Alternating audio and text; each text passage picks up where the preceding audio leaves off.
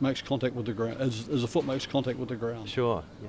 So that if you look at these athletes, under their body is their legs straight Yeah. at the point where their body passes over it. When their leg's vertical, is it straight? And the 1 foot on the ground at all times isn't interesting. I mean, you've got race walking's problem is differentiating itself. If you go back 150 years when they had a thing called pedestrianism, Yes. Yeah. and a whole bunch of people would walk from London to Brighton, and it would Brilliant. take them a long time, Yeah. they would be moving slowly. Okay. And there's no question that they would all have 1 foot on the ground the whole time. Yeah. Sometimes you'd almost have 2 feet on the ground because they'd stop. But they had 1 foot on the ground the whole time. And then as athletes got fitter over time, their leg speeds increased, Right. their cadence increased, and they started taking more strides to the second Yeah. because they wanted to get their foot back on the ground, as I said before, doing a job, pulling their body over their foot. Yeah. And in that situation, that because they get really, really fit, then through no conscious effort, not deliberate, they just end up floating a little bit higher, Okay. and they kind of leave the ground. Yes. Yeah. And it's not like, and the difficult thing about it is people have said to me, oh, they're cheating.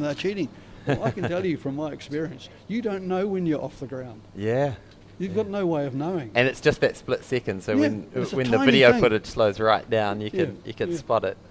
So it's interesting, and it detracts from the event because it calls into question, especially in this era of stop action, go back and look at it, NRL or whatever, stop the EPL and let's go and look at that Yes, offside. And if you did that in race walking, you'd end up disqualifying every competitor. Yeah.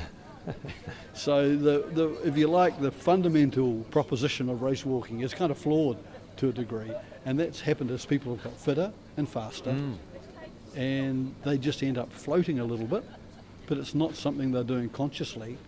It's just because they're moving more quickly. Yeah. Yeah.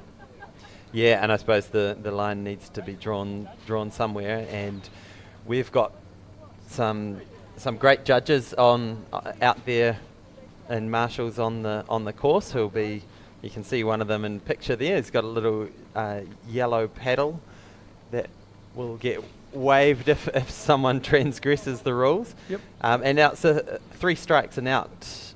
Yeah. So 3 different judges all making a decision that somebody should be disqualified, and they're not communicating to each other, so the information's being collected. So if 2 people have said they think you should be disqualified, 1 more and you're gone. Okay. You know that because there's a board that shows that you've got 2 Yes, beside your yeah. name. Other judges don't know that because they could get put in a position of power whereby, not in New Zealand, of course. Yeah. But Well, in if- other countries where people do untoward things. Or if a judge just didn't have a great sleep, maybe the coffee wasn't very good this morning, you might throw out a few more of those yellow paddles than otherwise. It always amuses me that in race walking, 50k walkers are walking more slowly than 20k walkers. Yeah. But which event has more disqualifications? The 50. The 50. Because the athletes are looked at more often. Yes, yeah. And when an athlete goes past you, 50 times or 100 times in an event, you might be drawn to putting a card on them. Whereas in the 20k, 50 athletes go past in a group. Yeah. It's quite hard to distinguish Absolutely. which foot belongs to which person. Yes, yeah. So there on screen, I believe we've passed the 2K mark now. So, and we've got a little bit of separation. So Lance O'Hire, the only senior male in the event, has just slipped off the back of those 2 speedy women. So Laura Langley, 22 years old, out of Hawke's Bay, Gisborne, and Courtney Rusk from the Avon Athletics Club in Canterbury, 25 years old. So these 2 youngsters doing well, working well together. Now, Courtney's had a lot of injury problems. Oh, okay. That's hence her PB being somewhat dated. She showed me a scar before on her knee, and it was obviously cartilage related, and didn't look like it had been keyhole surgery. It was quite a so I didn't go into the detail of it. She was just before she was going to compete, but she's on the comeback trail. Yeah. And with a PB of 144, that's credible. And if she got into the sub 140, mid 130s, then she's there or thereabouts. Absolutely.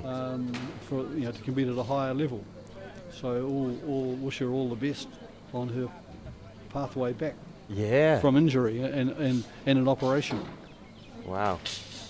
And Laura's been around for quite some time, and she's very talented. She did very well on the shorter distances, but when you start off in the sport, and New Zealand secondary schools championships, 2,000 metres for females, it's a big transition from 2,000 to 20,000. Yeah, timesing it by 10. Yeah, that's quite the step up. Yeah. And is the 50k women's race was run in London at the World Champs? Is it being held at Doha this time around? Yeah, they're betwixt and between the IAAF. They've got this principle that every event must be contested by males and females. Yeah. And but they don't want to put a 50k race walking event on its own for women, because there's a lot of organisation and structure around holding that event. Yes. So London they put the two together. Oh, okay, sure. And they don't want to run on separate days. Putting out a course for 50-kilometre event is a big closing closing down roads streets and logistically it's really quite Yep. difficult. So they've gone for a halfway house, and there's been all sorts of talk about cutting the men to one. So that's one way of making them, and then you'd cut the men to 20k, so you cut the women to 20k, and that solves some of those issues. But the 50k event is just such a classic track and field event. I've been fortunate enough to watch probably 10 or 20 at a world level, and the drama that goes on in those events, and the carnage at the end of the event. Did you watch it in London? Yeah. When people were just crossing the line, and as they crossed the line, it was like someone took their legs out from under them, and they just collapsed in a heap on the ground. Oh, it's brutal. Yeah. It is absolutely brutal. And it is the longest endurance event. I could be corrected. The road race on the cycling might be longer in terms of hours, but certainly in athletics, it's the longest endurance event. Yeah, and cycling, swimming and rowing, etc., being non-load bearing.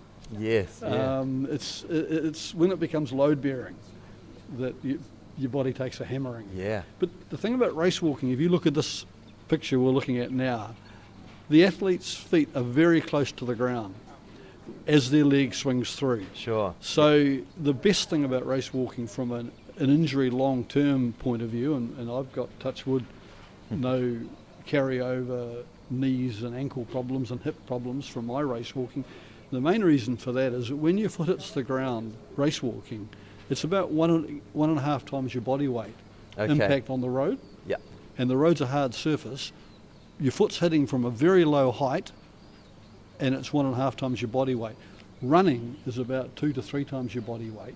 Your foot is higher, it's coming down on that hard surface from a greater height. Yep. And it's 2 or 3 times body weight on impact on the road. Yeah, and in a much more unstable position. Yeah. And also race walkers land with a straight leg, as we said before. Yeah. So the bone structure is supporting the body weight. Whereas with runners, it's ligaments and tendons and all of those things. And that's why my Achilles is complaining about all my years of running. But it won't happen in race walking. Yeah, I always, Ironman. So Ironmen and women are brought up on this, when you're in that final stage of the Ironman, you must not walk. You must keep running. Yeah. Most of those Ironman competitors should learn to race walk. Yeah. Because not only would they be going probably at a similar, if not faster speed, however, further to that, their training load would be so much better because they'd have 3 disciplines, 2 of which are non-load bearing, and 1 of which would be only slightly load bearing. So they could handle a bigger training load. That's a very good point. And have fewer injuries. But they've got this mindset which is, you know, I mean, I've done a marathon in 3 hours 20. That would be quite a respectable way to finish an Ironman. And that wouldn't involve any running. Oh, definitely. And like you say, a good way to spread the muscle groups out. If you find your quads or whatever or calves are starting to cramp up, then you can start to load up more of those hammies and spread the workload around. So on screen there we can see quite a separation over the last few minutes. So Laura Langley is just pulling away, putting in a bit of a move to separate that pair of two with Courtney Rusk there of Canterbury. So that looks to be quite decisive, and we can see there the difference just in that leg speed, that turnover, quite noticeable in that shot. So good, strong move. If you think about PBs and times, etc., then 5 minute kilometres, 20 kilometres, 100 minutes, 1 hour 40. So 5 minute Ks is the speed which Courtney's PB at 1:44 is just outside 5 minute Ks, and Laura at 1:48 is obviously around 5:30, 5:25, somewhere around there. Around 5:30s. So you can look at the elapsed time, and when they go through the kilometre marks, we would expect to see Laura going through in about 5 minutes for each kilometre. Yep. And at this stage, Courtney may have, and it looks like Laura may have actually sped up. I haven't watched the splits closely enough, but is she coming up to 4K now? And if she was doing 5 minute Ks, obviously she'd go through in 20 minutes. Yeah, so as you come down towards the flags there on screen, you come past the start finish area. So I believe that is 4K there, so just picking up her drinks. So if you've just joined us, welcome to the 2019 Athletics New Zealand Road Champs here at Pulman Park in Papakura in South Auckland. We've got a beautiful day for distance running and walking. This is absolutely perfect conditions. I got up early this morning, went down to the track and did a little workout, and it was no wind, just perfect crisp early spring running and walking conditions. So these races will be loving the fact that the forecasted wind hasn't arrived yet. Yep, they are perfect conditions. So our two Auckland athletes there keeping together, sharing that workload out. So Sarah Amy Rind and Karen Davison. And behind them is that fast striding figure of Laura Langley coming up.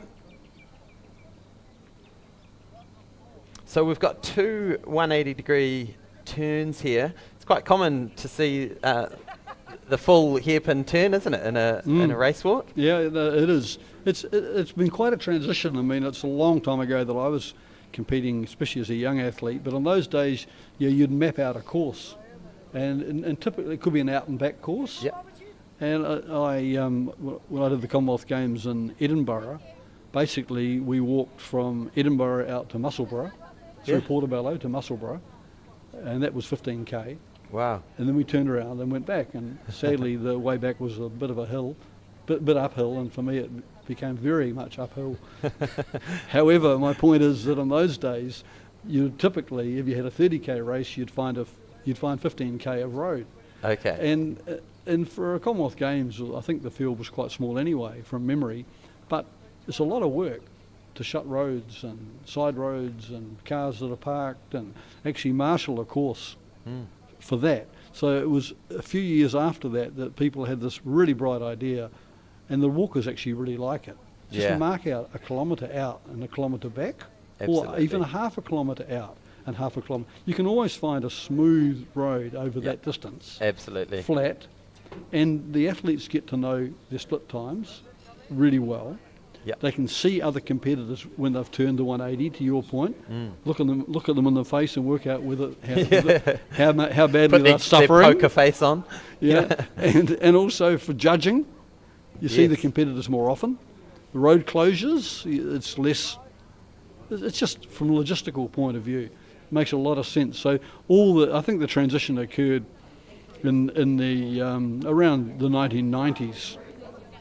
Remember in Atlanta, it was out of the stadium to a road outside the stadium, and for the 50k guys, they'd do Just up and down. and then they'd turn around and go back in. Yeah, I seem to remember the same thing at the Sydney Olympics. Yep.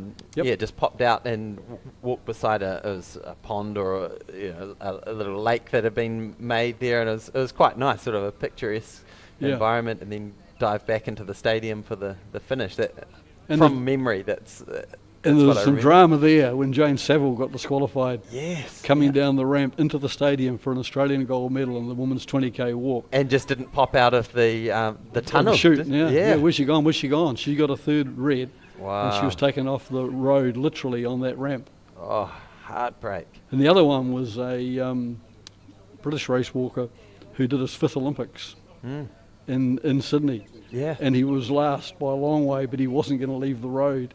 And the crowd stayed in the stadium. Yeah. Wow. And they had this massive turnout for this English guy walking a really slow time, Yeah. but just desperate not to have did not finish in his career in what was his last big race. Wow. And that was this. There's often drama. Yeah, There's absolutely. often drama in race walking. Yeah. You know, I was at the London Olympics as well and seeing them go up and down the Mall there, and so there's opportunity to go to really picturesque parts of the world and show off a city in that sense. Yeah, London did a great job of that because they took the cycling into the Surrey, and they had a lot of events that people could watch without having to pay to watch them. Yeah. So they really took the event to the public. Yeah, absolutely. I remember being about 10 deep trying to watch the Brownlee brothers in the triathlon.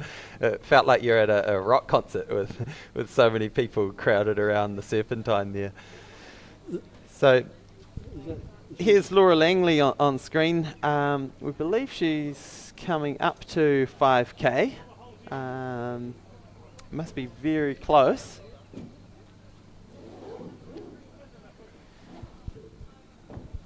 Now, Do we know where 5k exactly is? yeah.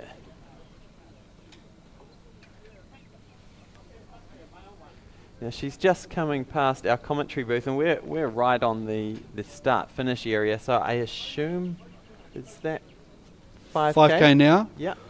So she's obviously going about 5:08 or just over 5 minutes per k. And her PB is 1:48.58, so her PB is about 5:30s. So she's ahead of that, which is going to be interesting to see how that unfolds. Absolutely, still early stages in the race, so hopefully she can hold that pace together without much company. Yeah. So for the first couple of K, if you have just joined us, for the first couple of K, it was a pack of 3 with Lyndon Hohaya, the only male in the event today. So if he can avoid that DQ, and he will pick up the national title if he can just finish the race. But we also had Courtney Rusk of Canterbury making up that pack of 3 in the early stages. But about 10 minutes ago, this woman on screen, Laura Langley, really pulled away with a good surge, and you can see there just the difference in intensity there with Laura walking very well at the moment. Yeah, technically she looks very good. She always has. And the good thing about Laura is that some athletes, when they get faster, technically they look worse. I've always thought for Laura on shorter distances, the faster she goes, the better she looks. Okay, yeah. Which is obviously the way you want it to be. Yeah. She's Laura's coached by Graham Jones, who's from Hawke's Bay. Yeah. And Tony Sargison, who's judging today and got a silver medal in the 50k walk in the Melbourne Commonwealth Games. Yes. Also from Hawke's Bay. I had about 5 years living in Hawke's Bay, and I managed to convince Tony and Jonesy to take up race walking. Wow. And and here they are, many years later, still very involved in the sport from a coaching, administrating, judging, etc. point of view. So if people are watching and thinking, oh, I'd love to give this a go, and as you say, it is one of those things that are often kind to to runners' bodies who have been beaten up, so you can kind of get into it at a later stage, but also youngsters. Like, how would you go about getting into the sport? Is it just a matter of popping down to the track and winding the feet up, or do you think you should start off getting that good coaching insight? Good coaching on technique for sure. It's really important. And for me, all the athletes I've coached, my strategy in helping them develop race walking technique was just to get them walking along slowly at a normal pace, where you might be walking down the street to the shop or whatever, and then just gradually speed up. Okay. And as you speed up, some things start to happen. Obviously, your foot turnover is quicker.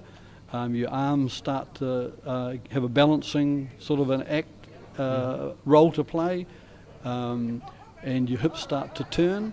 So your hips turning is all that's really doing is lengthening your stride. Okay. Whereas a runner's pelvis will stay ideally quite neutral the whole time, whereas you want that mobility through the hips to extend that, like you say, that leg length. Yeah, and I think I always relate race walking to sprinting. Yeah. Because for a number of reasons, and one of them is that it's a pulling action. As you look at Laura there, when she puts her foot on the ground, what's happening is that her hamstring is playing a critical role, hamstrings playing a critical role in pulling her body over her foot. So that's just a gradual speed up process, and it happens naturally. And then you just want to make sure that you're not wasting any extra energy by, having your head moving all over the place, and just keep it compact, keep it tight, and it's not a hard thing to do to learn race walking technique. But obviously at the higher levels it becomes more technical, but at the lower levels, and the good thing about it from an exercise point of view is you're getting as much benefit as running. It might take longer, but the benefit's the same, but you're not getting stresses on your lower legs and Achilles and hamstrings and all those things that runners get. There's less because the body's, you look at her foot hitting the ground from a height of a few centimetres, then there's very little impact. Absolutely. It's a low impact event, just like rowing and cycling and swimming are zero impact. Race walking is low impact, whereas running, and in running you think about it, you're trying to go forward, but your body's going up and down. Yeah. Race walkers, their centre of gravity is almost a straight line. Yeah. So it's more efficient. Yeah. So over short distances, clearly runners will beat walkers. Yeah. But over long distances, often walkers will beat runners. And the record, I'm not sure if it's still true, but the record from Los Angeles to New York used to be held by a walker. Wow. And part of that was because he could walk more hours a day because his body wasn't in such terrible shape after 4 or 5 hours as it was for the runners. Absolutely. He just kept going longer and ultimately faster. Yeah. What's the story about the hare and the tortoise? Yeah, so here on screen is Laura Langley. We'll switch over to our two Auckland athletes who are doing well to keep each other company here, which is a big part of any endurance event, having that support nearby. We saw Laura before pick up some gels, get some energy in her. And so obviously this is, for her, this will be hopefully a 1 hour 40 something event. So you definitely want to keep fueled and hydrated. As you can see, that sun just starting to warm things up here. It's certainly pleasant viewing conditions. I imagine for these athletes as we go, it'll start to feel a little bit toasty. And so there's our sole senior male athlete, Lance Hohaya from Auckland, from the Race Walking Auckland Club. And I wasn't actually aware there was a race walking specific club in Auckland, but there you go. Laura looks good. She's got nice technique, very smooth.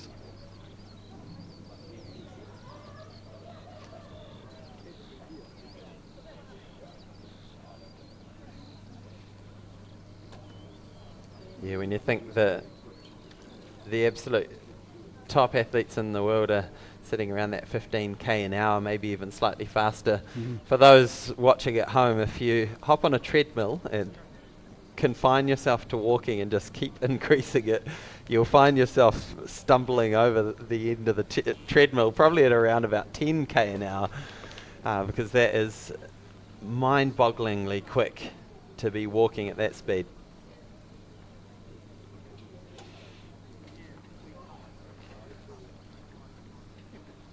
So if you have just joined us, welcome to the 2019 Athletics New Zealand Road Champs here at Pulman Park, which is a phenomenal facility here in South Auckland. I've never actually been out here before, but we've got loads of different sports that are looked after: gymnastics, netball, rugby, and today it is athletics that is making its home. There's a really nice track a couple of blocks away from here for summer athletics, but this is where all the action is for the winter road champs.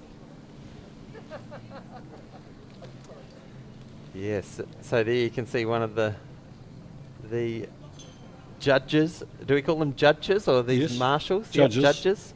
And how many will we have on the course today? I think six or eight Yep. of that order, and spread around a kilometre, then there's nowhere to hide. Yeah. And are they, I imagine there's a fair amount of training that they need to go through to make sure they get their eye, because to be honest, I would not be able to tell the difference between someone race walking well and someone who's just leaving the ground for a little bit too long. Yep. That's the problem. Because athletes get so fit, then if they're going to keep one foot on the ground the whole time and abide by the rules, they're probably going to end up exercising submaximally. Okay, yeah. Because if you get really, really fit and go hard, not intentionally, just because of your foot turnover, your feet will be on the ground for less time. Therefore, they're probably going to be on the ground less. Yeah. And therefore, when you stop the camera and look at everybody, they're probably all, not so much at this level, but at a faster pace, they're probably all off the ground. Yeah. And then you say, okay, so is that cheating? And the answer is, well, no, it's not, because people aren't doing it intentionally. It's not actually, you don't know when you're off the ground. In my time, I got disqualified, I think, 7 times in 300 and something races. Wow. And on those occasions, I wasn't doing anything different. To the eyes of the judges, I was, but not from my point of view. I was just going along and technically didn't satisfy their requirements, which is pretty tough because it's a subjective thing. And when you get that red bat put in front of you, on national champs one year, I was sort of 2 minutes in front with 2 kilometres to go. Wow, heartbreak. You could not imagine that in a running race, someone being thrown the red baton and have to pull out. So here on screen is Laura Langley. She's the leader of the event so far, and just as a bit of an overview of where we're heading this morning, this race started at 8:30, and then we're going to kick into the 10k race walks. We'll be joining them at 9:30, and then 10 o'clock we've got some juniors starting for their 3k and 2k events, and then at 11:30 we begin with the running events. So action-packed day ahead of us. And this is passing, quite quickly from Laura's point of view. I mean, she's getting close to halfway, another couple of kilometres.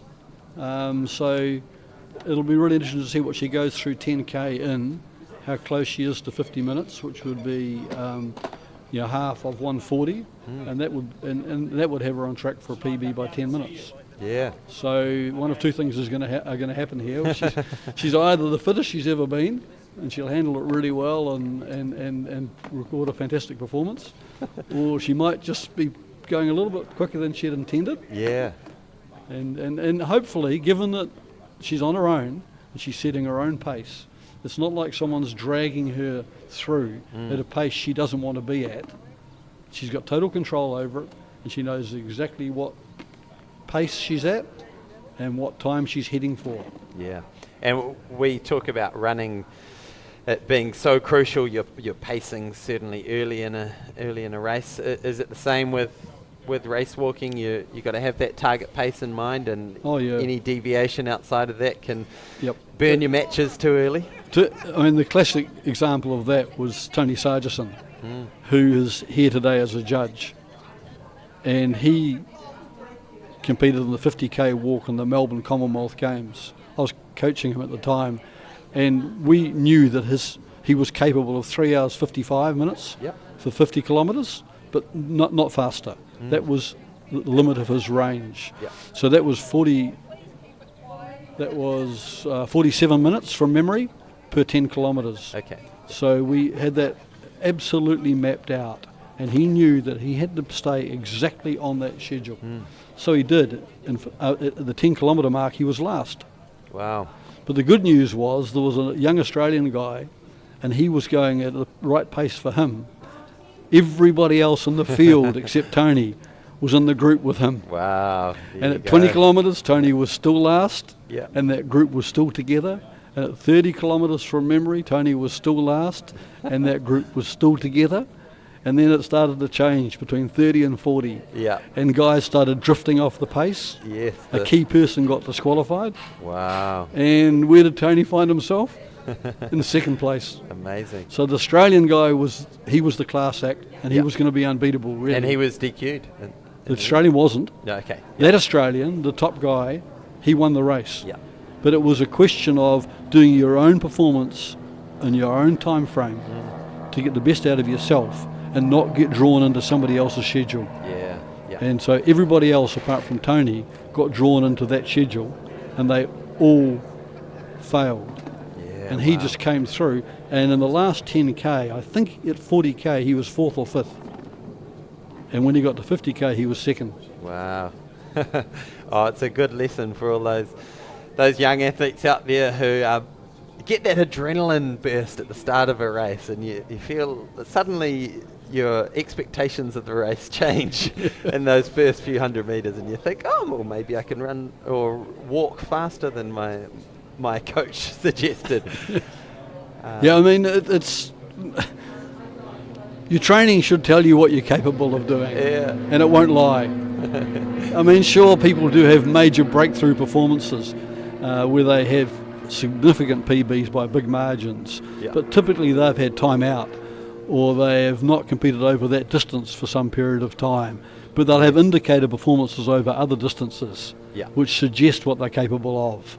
And they may get those breakthrough performances. But by and large, your body doesn't lie. And if you've trained it at a certain level, then that's kind of what it's comfortable at. Yeah. And that really is where that wisdom of a coach, just putting the reins on the first half of the race can be a great help. So here we have our two Auckland athletes, Sarah Amy Rind and Karen Davison, and Laura Langley striding on past.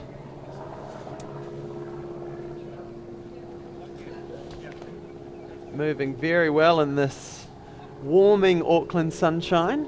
We've got a beautiful day here. I've given up looking at the forecast during the week because the forecast was so on and off. But right now it looks like the perfect day for road racing. Just getting clarity on where the 1k mark is, because as she gets closer to this 10k mark, it'll be nice to know exactly where the 10k mark is and what her time is at that point.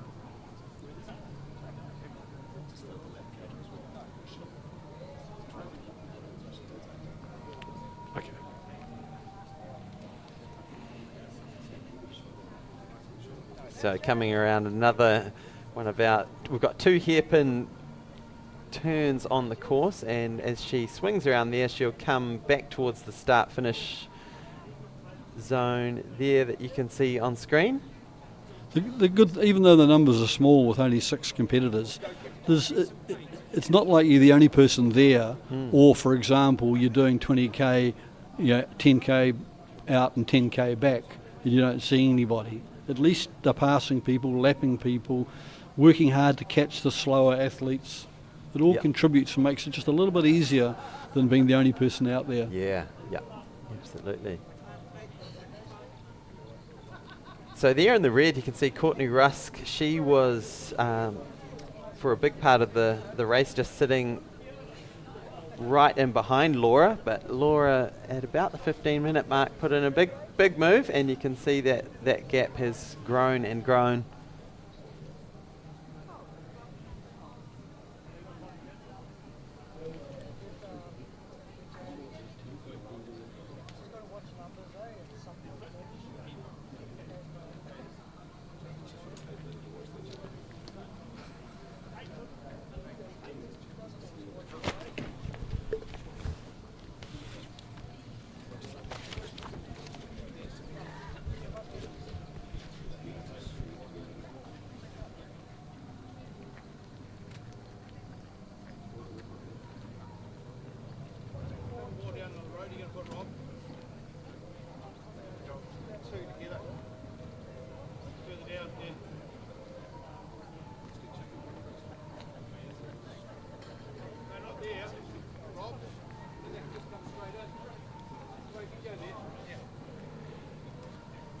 So if you've just joined us, welcome along to the 2019 Athletics New Zealand Road Champs here in Papakura at Pulman Park. And on screen there is Laura Langley. She's your leader across both the senior men's and senior women's race. They're both being run conjointly for the 20k.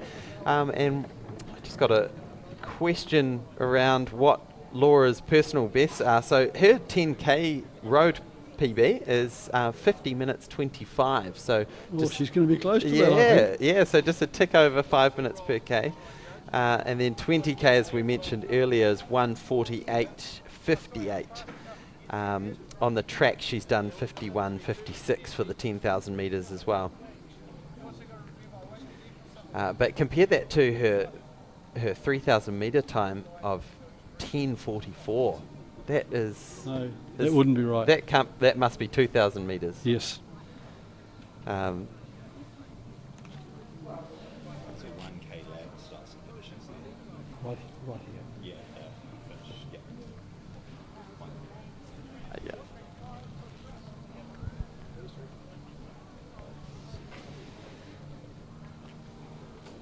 Has it got a 3 PB there?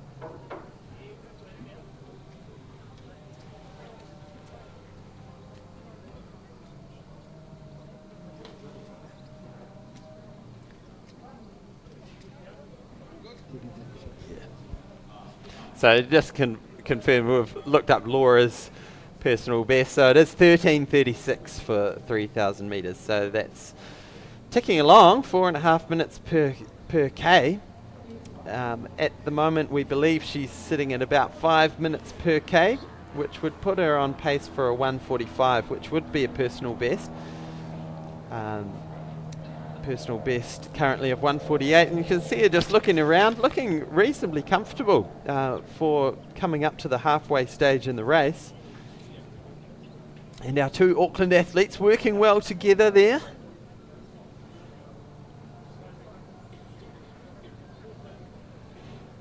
So there she is out of the Napier Athletics Club, Laura Langley. Walking very well ahead in the senior women's 20k road walk, and I'm trying to see what sort of gap we've got back to.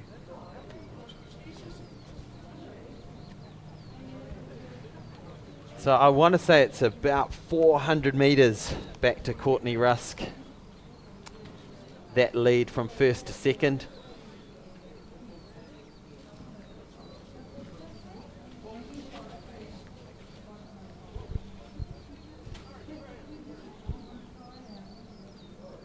Yeah, Laura's career, being a younger athlete, she's just 22.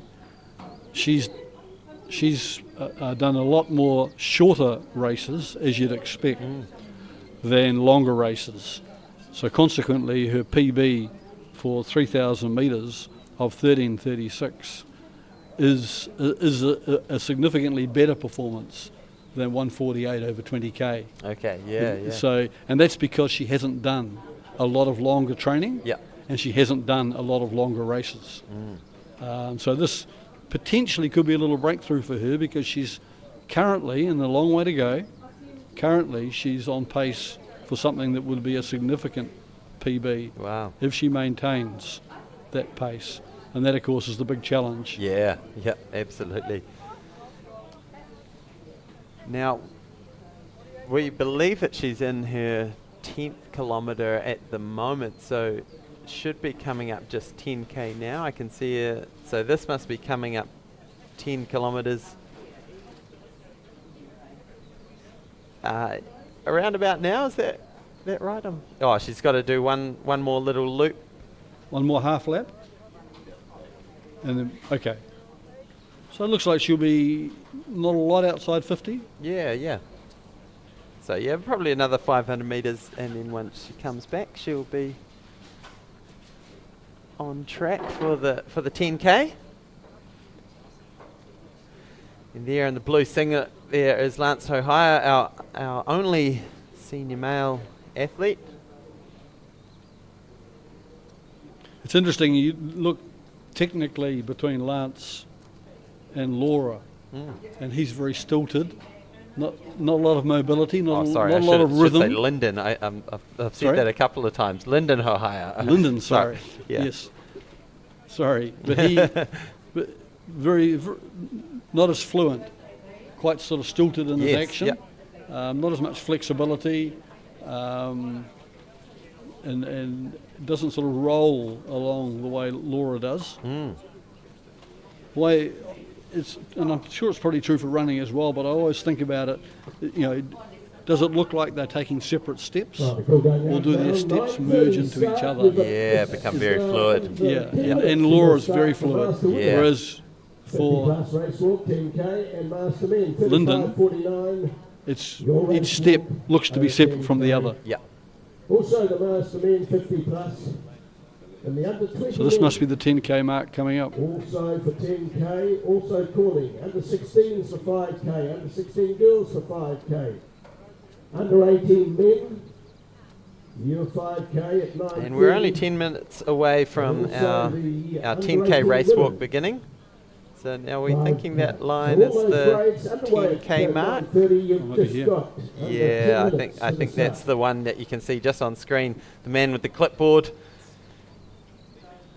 overseeing the... Looks like she's around 51 minutes.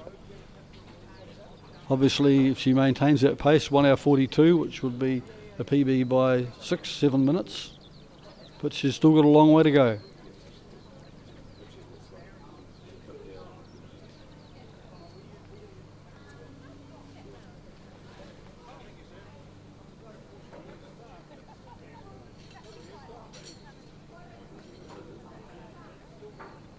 And then we're back to Lyndon Hohaya out of Auckland. Home turf. A lot of these athletes will have, a lot of the Auckland athletes in particular, and some of the Waikato Bay Plenty athletes as well, have come to the Auckland Champs, which is on the same course, to give this a test out, ready for nationals. And Corinne Smith there from Athletics Whangarei.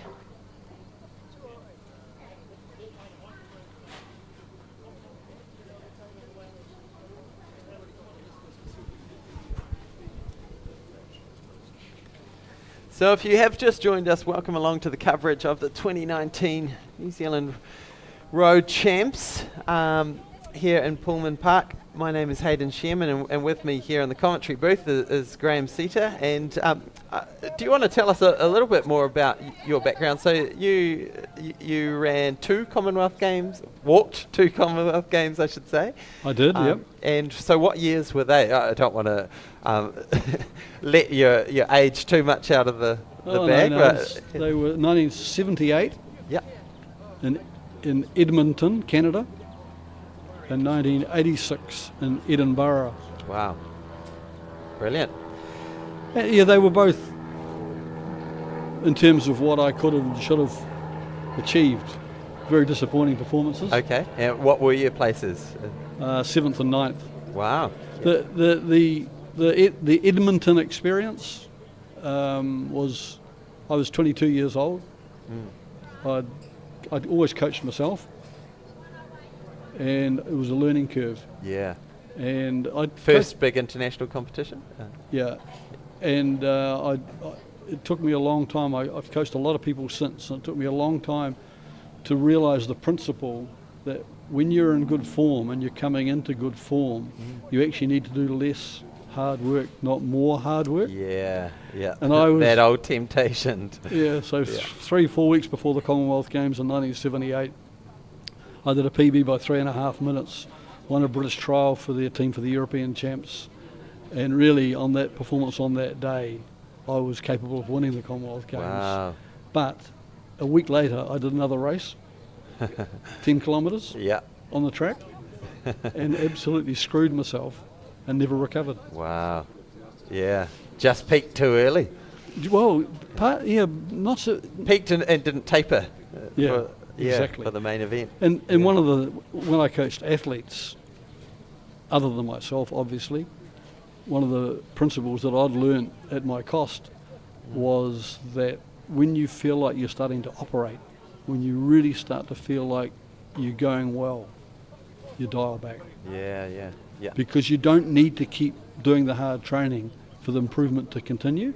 And in fact, what will happen is it'll get worse. Yeah.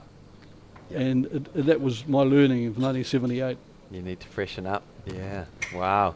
And 8 years later, did you learn from that? Yeah, I aggravated my hamstring early in the race and really kind of limped my way. But that was quite interesting. I had an achievement there which might be unique in some respects, because I coached 2 people in that race. Wow. Myself and the other New Zealand competitor. But not often has someone, I would imagine, competed at that level, coaching themselves and someone else they're racing against. And where did they finish? 5th. 5th. Yeah. Well, that's the mark of a good coach, isn't it? Well, it is, but I mean, beat the coach. Yeah, but he could have showed a bit more respect. There needs to be some sort of contract signed at the start of the coaching agreement. No, it was good. It was all good fun. Yeah. So there's our 2 Auckland athletes still working together, and really great to see. 20Ks is a long, long way to walk, and definitely good to have that company. And off in the distance, Corinne Smith from Athletics Whangarei and Laura Langley. She's the woman of the moment. At the moment, she is got a commanding lead in this 20K women's event. We believe it's about 500 or 600 metres now back to Courtney Rusk, who was her companion in the early stages of the race. But about 15 minutes, Laura put her foot down and really started to stamp her mark on this race. So you can see she's looking around, I've got to say, quite comfortable for the halfway stage. We usually talk about the toughest periods being somewhere between the halfway stage and the 3/4 stage. Once you get past there, you've got the lights at the end of the tunnel. But this is certainly the deep, dark place that you've trained for months and months. Yeah, as I was saying before, Laura's PB over 3,000 metres is significantly better, relatively, than her performance over 20 kilometres. So the question is she shifting to her focus to 20K and she's done the longer training, or is she not done the longer training and may get found out in the second half? That'll be the story within the event, really, from her point of view. Yeah. So we're only about 2.5 minutes away from the 10K events kicking off. So in that start list, we'll have the women's 50 plus, the men's 35 to 50, the men's 50 plus, the under 20s, the under 16s, and the under 18s will be at 9:30 as well, but they'll be doing the 5K. So I imagine they'll be the first ones to finish the 5K events. Yeah, so I think by my count we've got 13, or we should have 13 athletes doing either 10K or 5K across a range of age groups. Yep. So we'll do our best to keep track of who's where in each age group. Can get a little bit tricky where you've got multiple races of multiple distances all happening at once. The athlete to really keep an eye open for is Daniel du Toit. Yes. He's really operating at a very high level. So 16 years old out of Wellington, and he recently just claimed an age group record. Am I right? He did 22:10 over 5,000 metres, which is wow, which is a very respectable performance. And today he's racing 10. So for me, someone who's done 22:10, yep, then they're probably capable of about 45 for 10K. Wow, yeah. So it'd be interesting to see where he is, and what that will tell us is how his endurance is compared to his shorter performances. Yep.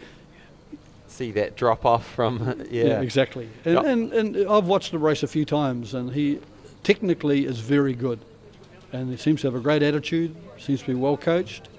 So we were just saying before that we've got such a big gap in race walking in New Zealand between two competitors, Alana Barber and Quentin Roux, both of whom will be at King Doha at the World Champs. Race walking. And they are competitive internationally, having competed in Olympics, Commonwealth Games. Alana was medalled in Gold Coast. Quentin's been top 10 in the world over 50k. Wow. And then we drop away to a lower level, to our grassroots level, if you like. And there's Daniel, and he's the blue cap, yellow singlet. Yeah, and he's the person who may over time close that gap and give us another high performing athlete.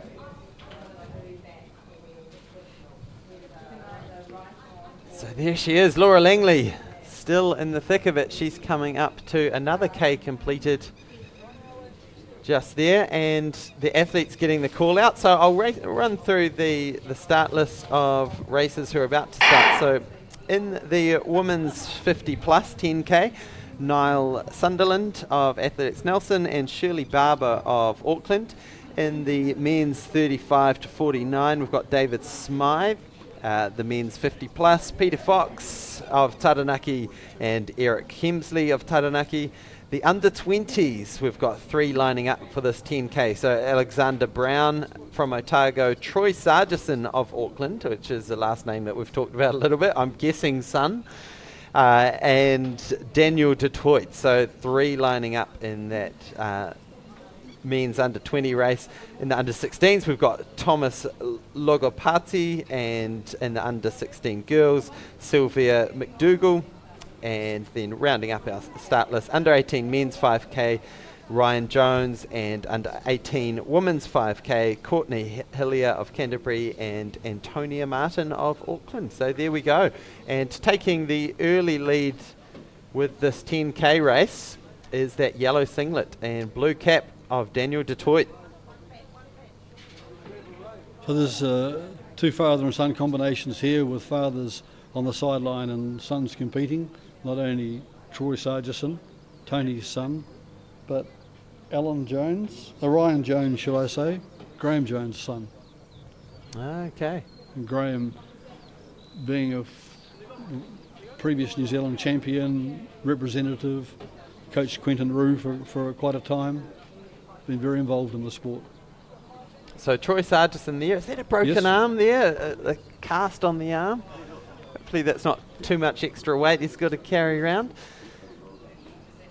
And I imagine Laura Langley won't be complaining about having a bit more company here, and this might actually time quite well for her to potentially have someone to key off who will be sitting around that 5 minutes per K.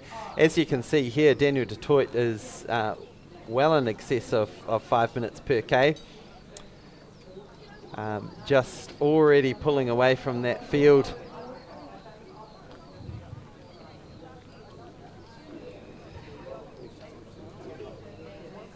So you talked about that vertical oscillation, sort of trying to avoid that bounce.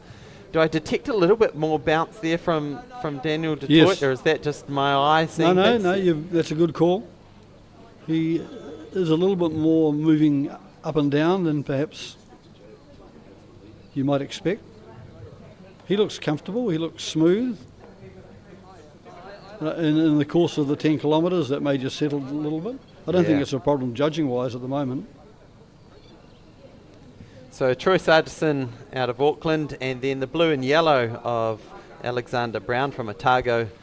So those three in the under-20s race will look like they'll have a good little battle. Looks like first place may have already been decided, assuming that he can get through. But let's pay attention to what happens between Troy Sargison and Alexander Brown behind Daniel. Quite a step up for Daniel. He's done 10Ks previously, but having done a bit of a breakthrough at 5,000 metres, then stepping up to a distance which is obviously twice as far. His 10K PB is 46.38. Yep. And that performance of his over 5K would suggest to me that he might be capable of more like 45 than 46. So if he's on form today, he may get a little bit of a breakthrough there, but shouldn't put too much pressure on him. And the great thing when you're this age, almost every race you run is a PB conditions dependent. Yep. So as you can see, we've had a good influx of athletes, and I'm sure the 20K competitors will not be complaining about having some other company out there. So Daniel Detroit coming up to 1K, and I don't know if we can get a clock. It might be a little bit tricky now that we've got a couple of people going all at once. But Graham has, in much foresight, has got the clock going for us right in front of me, and I can tell you that he has just gone through in about 4:30 for the 1K. So 4:30, that's on pace for his 5K PB. That's a 45-minute 10K if he carries on at that pace.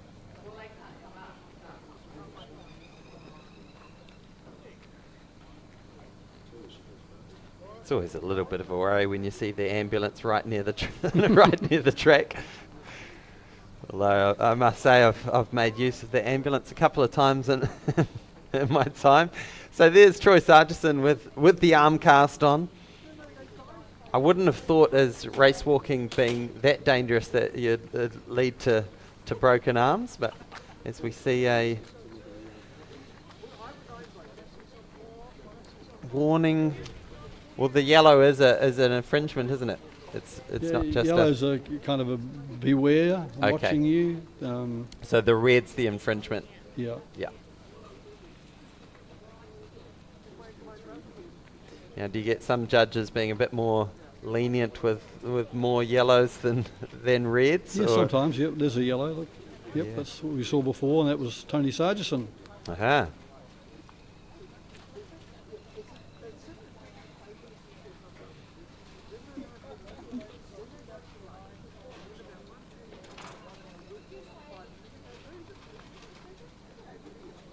So you can see that gap already, that the first 1.3K, Daniel Detroit has opened up quite a lead on the rest of the pack.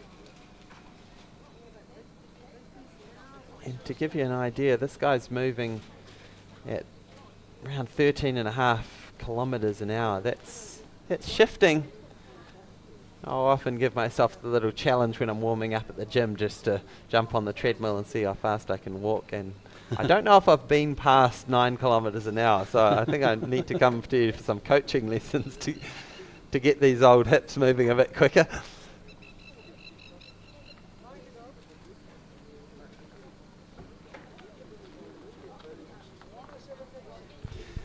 So if you have just joined us, welcome along to the coverage of the 2019 New Zealand Road Race Championships. We are doing the walks this morning. We've started at 8:30 with the 20K, and just 7 minutes ago we kicked off into the 10K events and also the junior 5K events. We've got yet another couple of races to join these folks, so at 10 o'clock we'll be adding the under 14 boys and girls and the under 12 girls as well. We'll join them for their 3 and 2K respective races. But at the moment, the man on screen, Daniel Detroit, looking at his watch, seeing if he can stay on pace. And so my name is Hayden Sherman, and with me in the commentary booth is Graham Sita. And so you've got a background in race walking yourself and coaching, but I also understand you've done a fair amount of sort of governance and oversight in various sporting bodies. So namely the football world. Yeah, do you want to tell us about your role, former role in New Zealand football? Yeah, I had 3 years as chief executive of New Zealand Football. Yeah. It's a difficult sport to run. Yeah. There are a lot of A lot influences, of people involved. Yeah. a lot of people, a lot of points of view, a lot of experts. Yeah. Many of them self-confessed experts. but running the sport, you need to be mindful of their view and its degree of complexity and all of that. We had a pretty cool time of it, really, because that was an era where we got the New Zealand team playing regularly and ultimately qualified for the World Cup Yeah. and went to South Africa and didn't lose a game. Yeah, amazing period of New Zealand sport. That was. I think people, I remember having conversations with people at the time when the All Whites got the ultimate Hellberg. People were saying, well, how can you give them a Hellberg when they went to an event and didn't win a game? And the obvious answer is that, as I said to people, what could be a better performance that year than the New Zealand football team going to the World Cup and drawing 1-1 with the world champions, Yeah. Italy, and that result meant that Italy didn't progress to the final 16. Yeah. So that the Italy, football nation, defending their World Cup title, didn't make the final 16. Main reason being they couldn't beat New Zealand. So that was a pretty staggering achievement, and it was bittersweet for me because I was involved with Ricky and the whole process, and just from an administrative point of view, obviously, and I saw it not quite through to its completion. Yeah. In the final game against Bahrain, I was at that game in Wellington, which was a fantastic occasion. And then off they went to South Africa. And I mean, that's one of the greatest games of football ever played in New Zealand. It was Absolutely. it was a crowd stopper. It was one of those magic moments of sport in New Zealand. Yeah. Yeah. Yeah, wow. So on screen here is Laura Langley. She is well and truly into the deep, dark places of this 20K walk. She is 71 minutes on the clock. So what are we saying there? Maybe 13K in?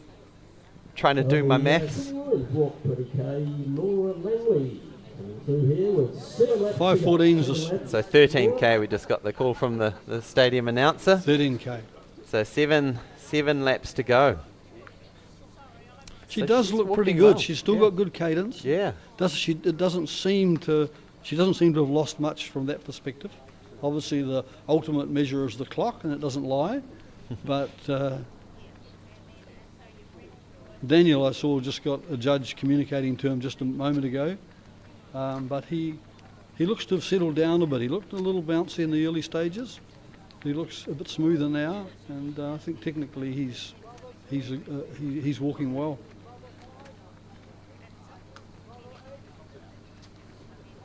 So Ryan Jones, our only under 18 competitor. So he'll be in the 5K along with the bib number 111, Courtney Hillier, and Antonia Martin from Auckland in the under 18 5K. So those two are right together, and then you can see the Hawke's Bay Gisborne singlet of Ryan Jones there, the sole competitor in the under 18s.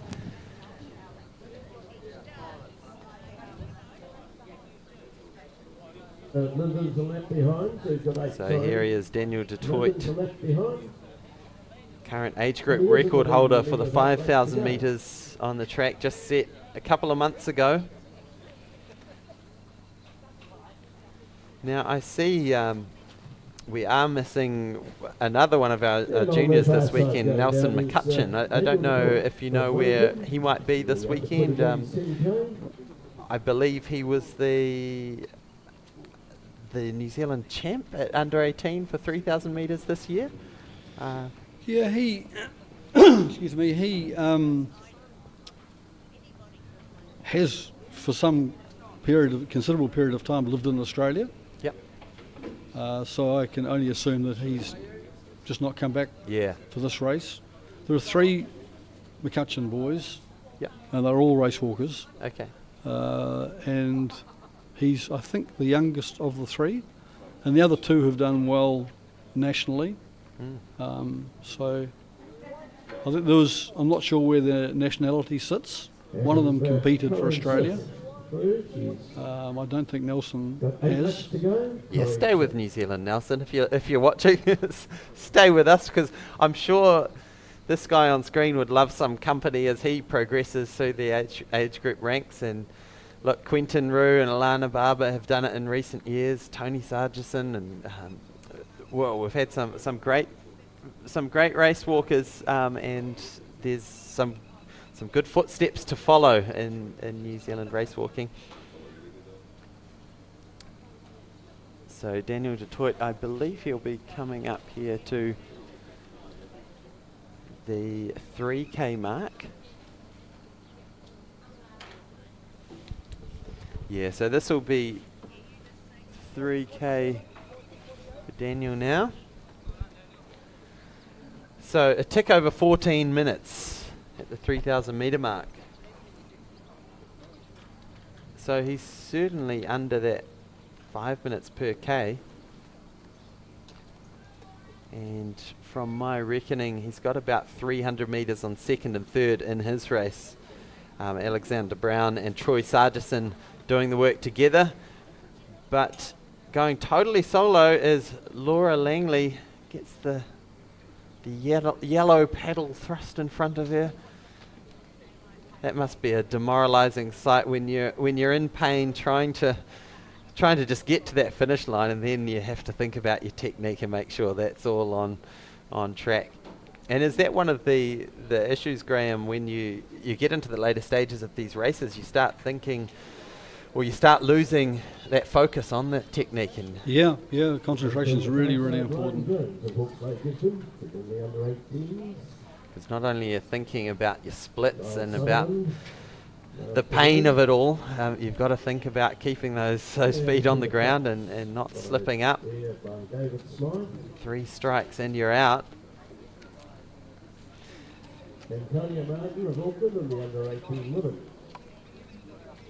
So there we've got Niall Sutherland representing Athletics Nelson. She's in the women's 50 plus category. And next through here, Courtney Hillier from Canterbury. London half higher in the 20K.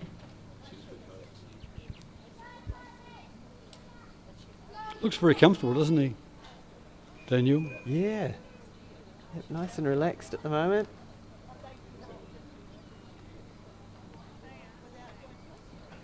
You can see a little bit of fatigue there on the face from Laura, but I think at this stage you would give her that, and she's done a few little waves to the crowd, and she's got plenty of support round the course. So So Corinne Smith there, about to be passed by the fast-moving Daniel Detroit.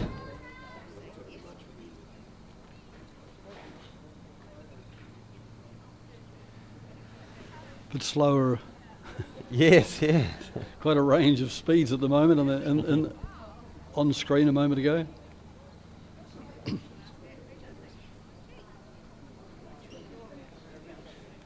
And so with me in the commentary booth, if you've just joined, we've got Graham Seater, and he was just telling us about his time with Football New Zealand as CEO there.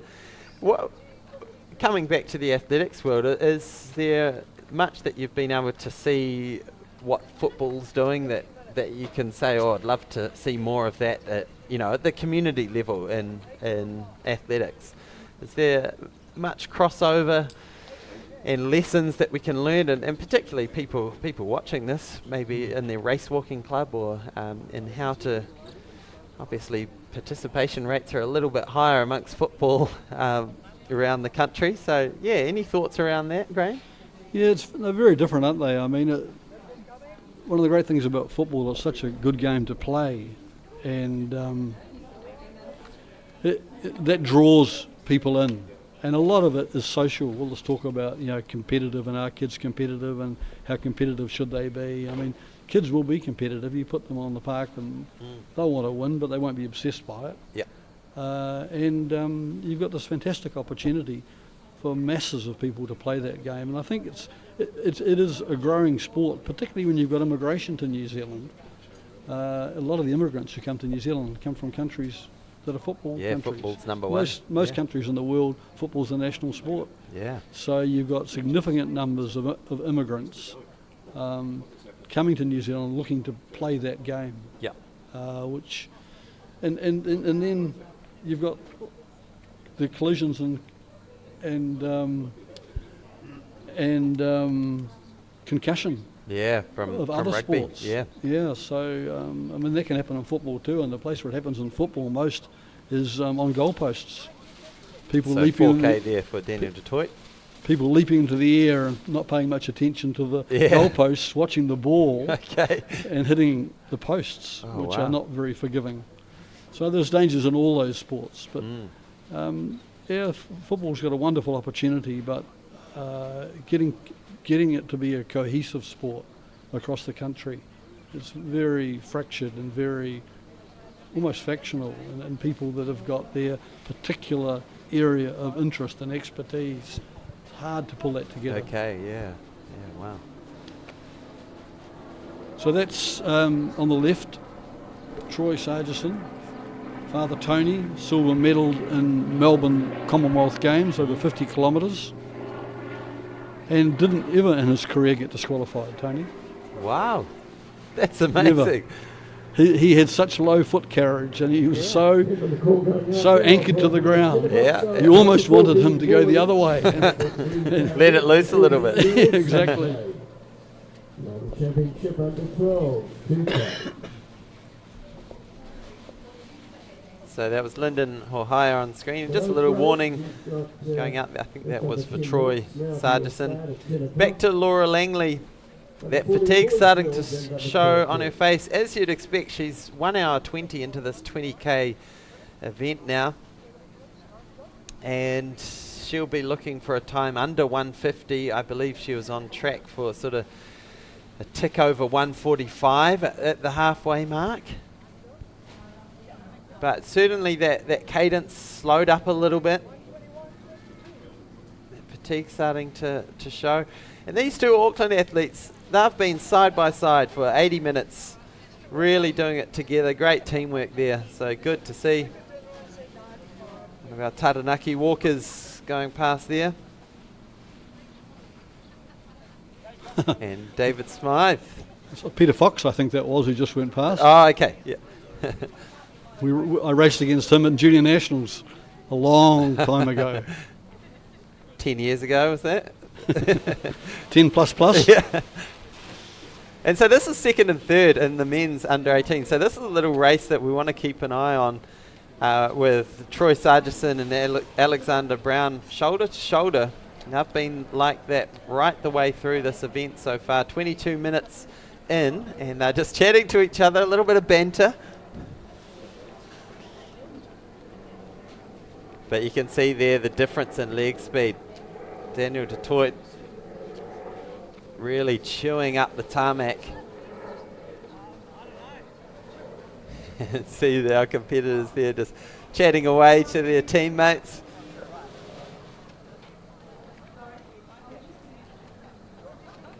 There's always good camaraderie at these race walking events. So yeah, 22 minutes in, and we are not far away from Daniel Detroit coming through the 5k mark. He's about 200 metres away. We've got 3 hairpin turns on this course, and he's just coming up to the 3rd on the 1k lap. So as he rounds this bend, this turn, he'll be at the 5k. I haven't got an exact split on him, but it looks to be about 23 minutes. His 5k PB, as we mentioned before, is 22:20. Yeah, 22:30 I've got in my notes. Yep.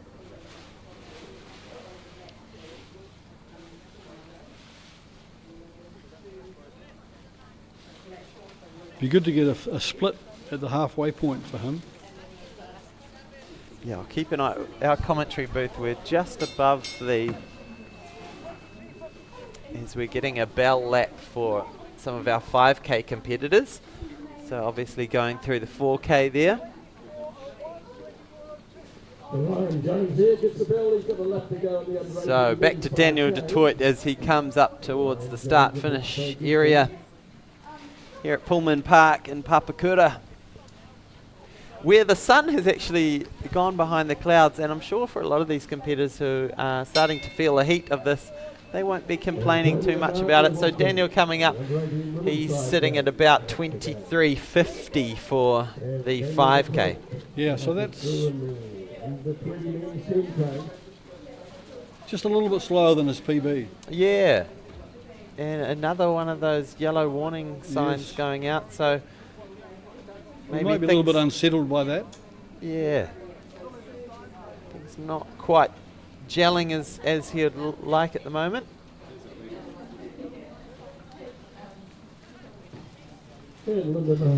But Laura Langley, she's been out there for an hour 25, and she'll have about 20 or so minutes left on the clock. Lyndon Hohaya, our only senior men's entrant to the 20k walk.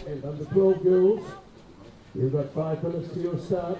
Just a sort of a bit unfair on Laura, because we know she's a part-time amateur athlete who's got lots of other things going on in her life. But when you look at the clock tick over around 85 minutes, and you realise the top woman in the world would just be about to complete That's their frightening, 20k. isn't it? It is. It Yeah. can be a bit off-putting when you look at that and think, is the gap really that big? Wow. But when you look at their programs, and when you look at the training that Quentin and Alana do to be at the level that they are at, it is a different world. So Alana Barber, her New Zealand record's 1:31. Just set last year, so she's in good shape. Yep. She just needs that breakthrough. She just needs to get below 130. That's where that's the money end of the event. And if she is in that sort of 130 shape, what would that present for a potential placing in Doha? Doha, I mean, in the conditions in Doha, is anybody's guess. Yeah. The stadiums are... Add the heat to that equation. The stadium's air-conditioned, but it's not air-conditioned outside the stadiums. So wow. non-stadium events are going to be really, really tough. Yeah. Really tough. And they're doing the marathon, something like in the middle of the night, so I don't know if that's the same with the race walks. And and of course Tokyo. Look at all the talk about the temperature in Tokyo at the moment. Yeah. Well, guess what's happening in a year's time? Yeah, exactly. Yeah, The Olympics. We'll be back there. They don't tend to hold these Olympics in favourable distance running and walking conditions, do they? No, they don't. They need a winter Olympics 50k walk maybe. Right, I'm going to hand over to Hamish Meacham, and I'll take a little break, so I'll leave you in the commentary booth with Hamish.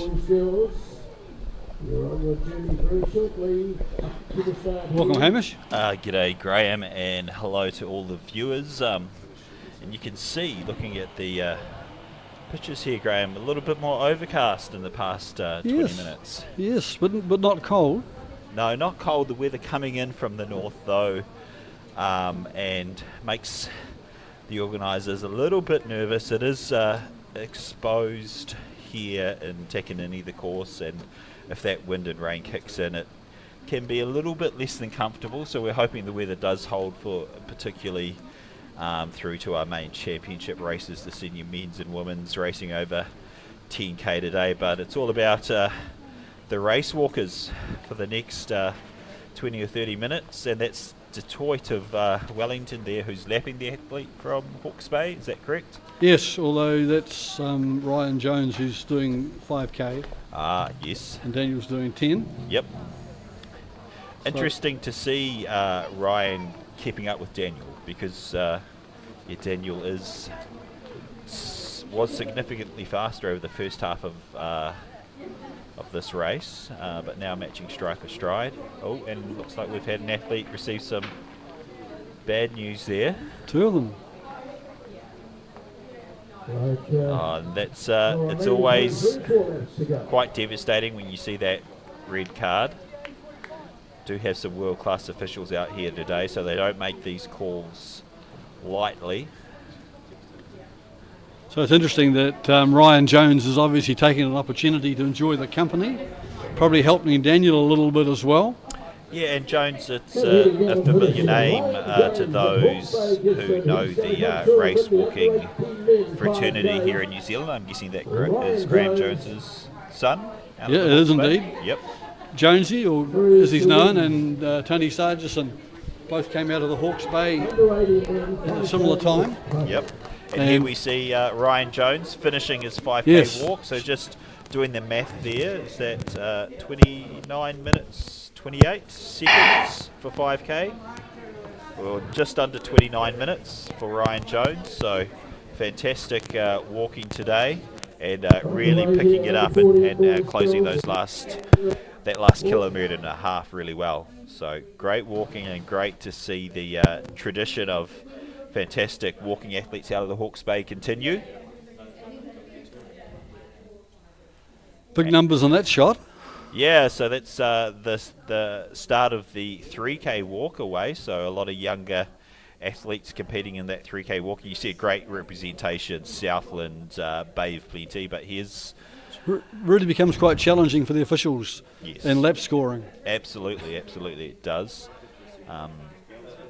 Now, last thing you ought to be told when you've got 1 to go, an official comes out and says 2 to go. Yep. That's not what you want to hear. Here's Antonia, I believe her last name is Antonia Martin, from Auckland, finishing her 5k walk. Antonia Martin out of the North Harbour Bays Club, coached by Tony Sargison for the race walks.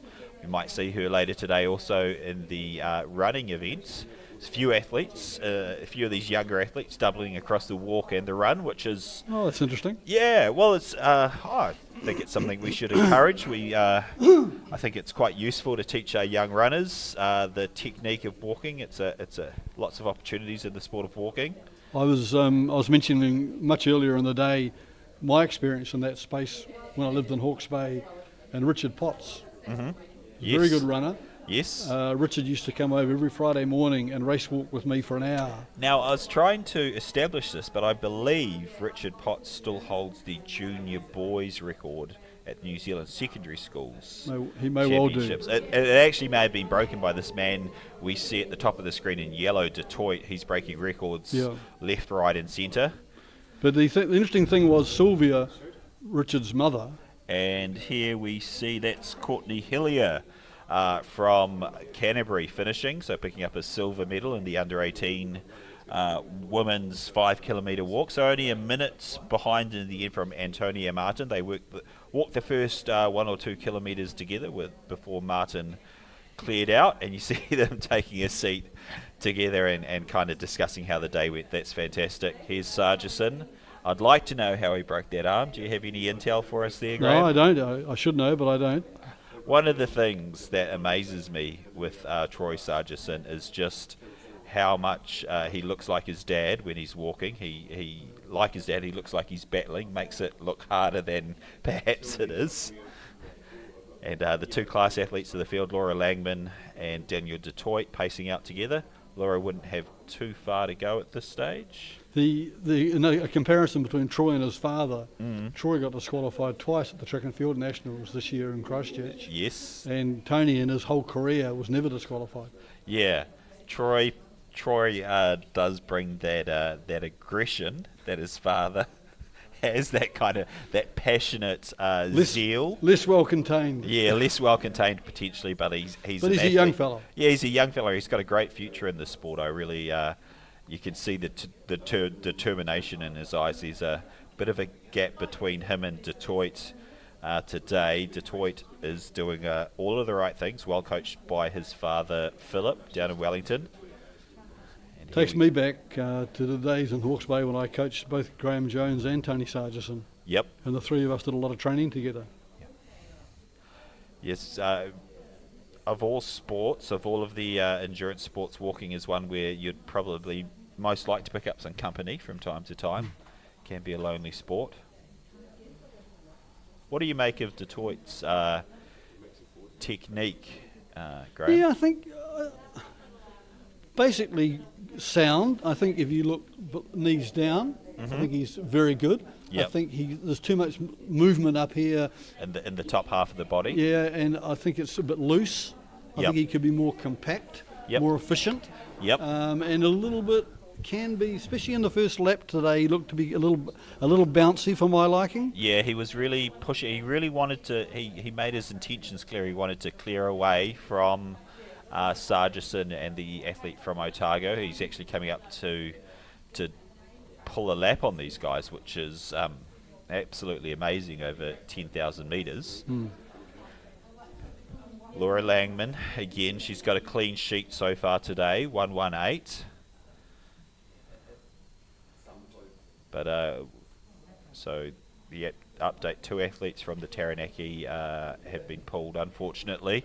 Got some world-class judges here today, and like I say, they don't make that decision lightly. We see 126 there, the long ponytail. Is that Shirley Barber? Yep. Alana's mum. Great.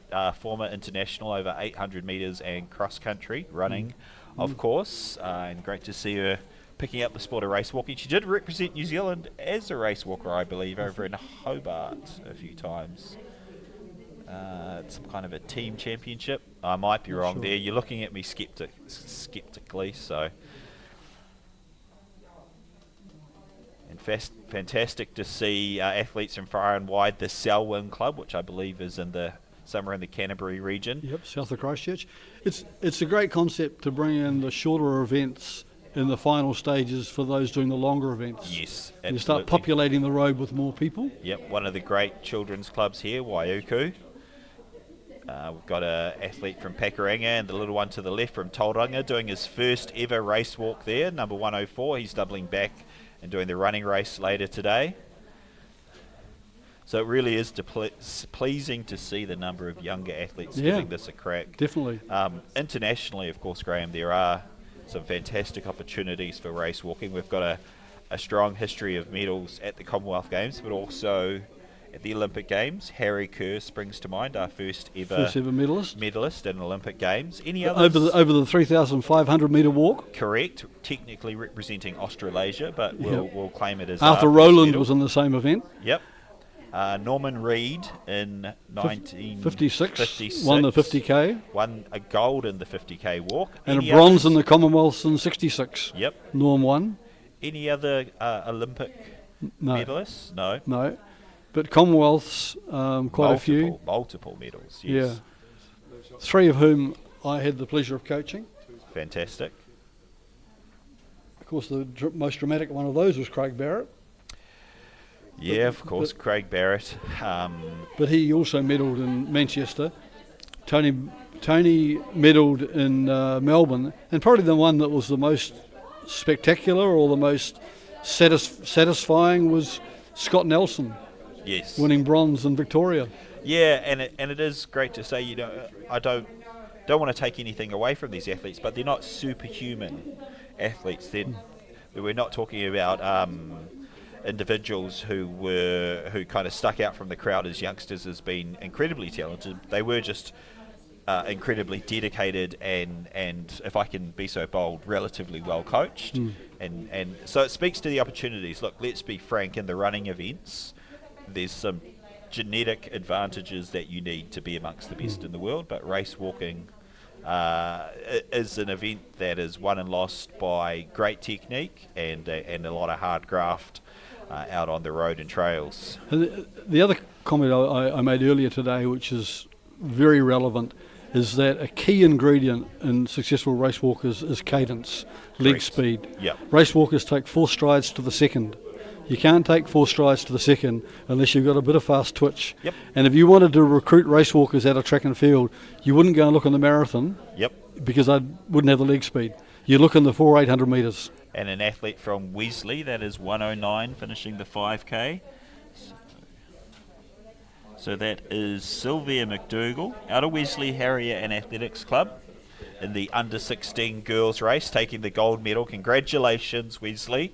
That'll be a pretty rare national title for the Wesley Athletic and Harrier Club, if I can say so. Although they are the home of, I'm trying to think of their very good male runner who is going to the World Championships in the marathon. Name escapes me at the moment. Malcolm Hicks is a Wesley man originally, I do believe. Laura's leg speed's dropping now, isn't it? Yeah, it is, and you see that arm carriage originally was quite tight back and forward, and now you see a little bit of cross, a little bit of movement in the That upper looks body. good. Yeah, that is Nice technique. great Look at that. movement. Is that a Southland singlet or is that a South? 101. That is University Club in Canterbury, maybe. 101 Kobe Maslin, University of Canterbury. Fantastic. The home of Olympian Angie Petty and many others. It's a great club, particularly strong in the female running, and great to see a race walker coming out, Kobe Maslin.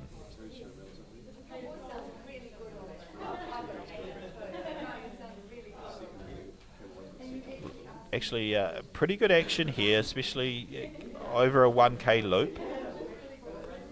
This girl on the right's got the goods. Look at that. Yeah, moving very well. In fact, is she, obviously a bit of a difference. She's rolling 3K, Laura Langman 20K, but you see her now closing up on Laura Langman. Laura's looking at her going, where'd you come Yeah, from? and Laura's saying something. What are you doing saying, there? The future's looking bright for New Zealand race walking with Kobe Maslin from the University of Canterbury. I believe she's going to come up to finish her 3 kilometre walk here. She looks young to be at university as well. Well, it's funny with these university clubs. And here she goes. So to win the under 12 girls 3,000 metre race walk, Kobe Maslin, 101, University of Canterbury. That is fantastic stuff. Yeah, should get my prize, technical prize for the day. Yep, absolutely looking very solid. Thank you. And great work done by the local organising committee from Athletics Auckland putting this course together, and fantastic work by, if I may say so, Athletics New Zealand to make sure we have the required number of international walks judges here today for this to be a category B IAAF permit meet. So really good opportunity for Laura Langman over the 20k today to earn lots of bonus points. Not bad technique here from the athlete from Selwyn. Not bad at all. Not quite the cadence. So it goes to what you were speaking to before around the need for a bit of fast twitch.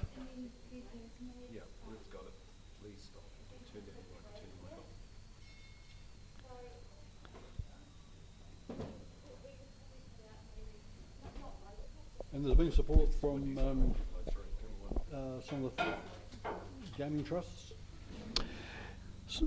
Yeah, you're absolutely correct. I'm going to have to pull out my commentary I think notes. Pub Charity have been a big supporter. Yeah, absolutely.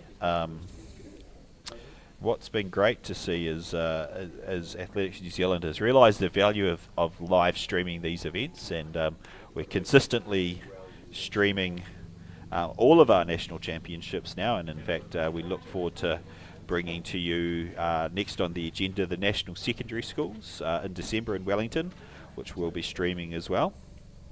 There you go. So yeah, big thanks to Pub Charity, Constellation Communities Trust, and the Manukau County's Community Facilities Charitable Trust for all of their support, along with Aon.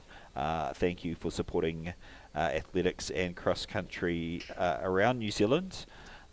But fantastic work putting this event together on relatively short notice. Athletics Auckland will be keen to bring this event back here next year, pending athlete feedback. Be a few years since we've had a road championship in Auckland, I imagine. And great to be here at Pulman Park in Takanini. Of course, Pulman Park, the passion project of one Bruce Pulman, who is a well-known name in the athletics community. His son Mark, a multiple national steeplechase champion, and Bruce, I believe the current patron of the Papakura Athletic and Harrier Club, one of New Zealand's fastest growing clubs. Detroit still bouncing along, looking very determined. It's interesting in race walking, your centre of gravity should really be a straight line, because you want it to go forward, not up and down. So why spend energy going up when you just want to go forward? Yes. And Daniel just seems to me to be a little bit too much up and down. Yeah, there is an element of he's using his tendons to get a little bit of that natural bounce, but so he's doing some good stuff, but there's some unintended consequences. But he's young. He's doing a lot of the right training, and there is lots of potential. See Laura Langman really, little bit of pain across the face of Laura Langman from Hawke's Bay, Gisborne, the care worker for Healthcare NZ.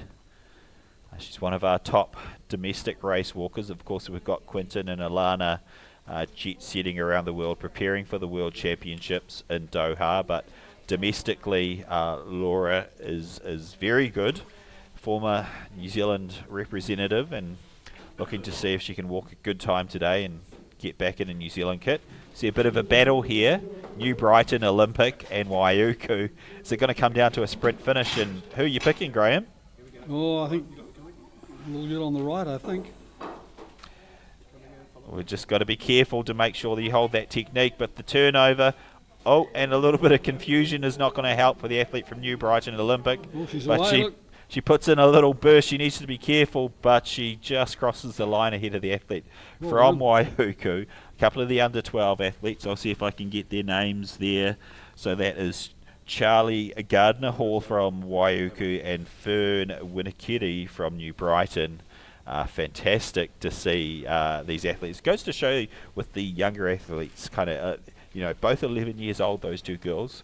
Significant difference in height. So a real frustration for me in my race walking days was the fact that children's athletics in New Zealand never really adopted race walking. Yep. And in Australia they did. And little athletics in Australia.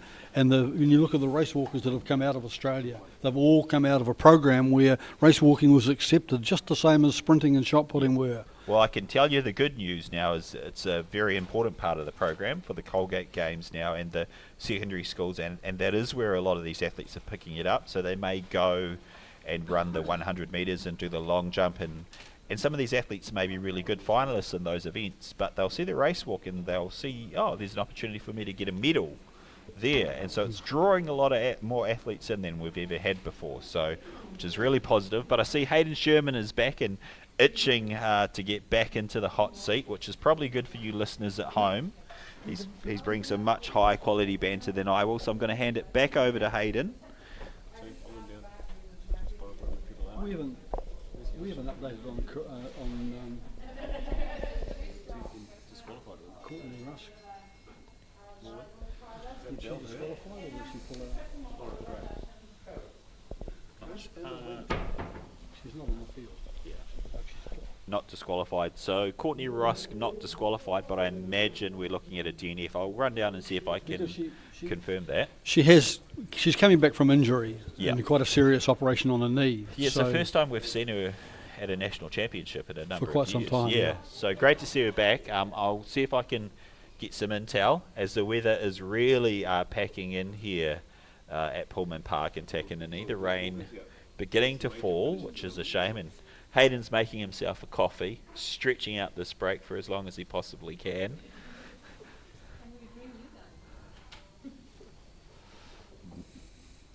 So yeah, as I was saying, Graham, Detroit he's a tenderness sort of an athlete, so he gets a little bit of a bounce there, but you're saying he's going too much up and down on the horizontal plane, which... Yeah, I think so. Yep.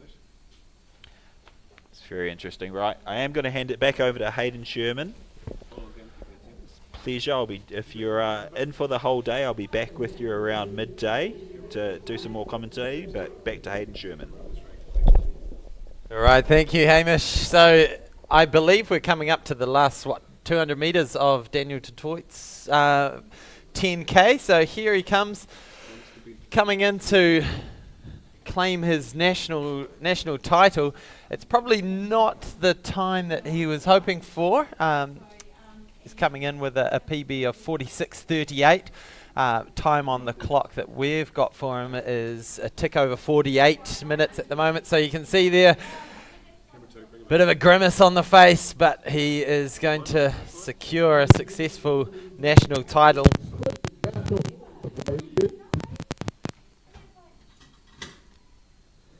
And here he comes, Daniel Detroit.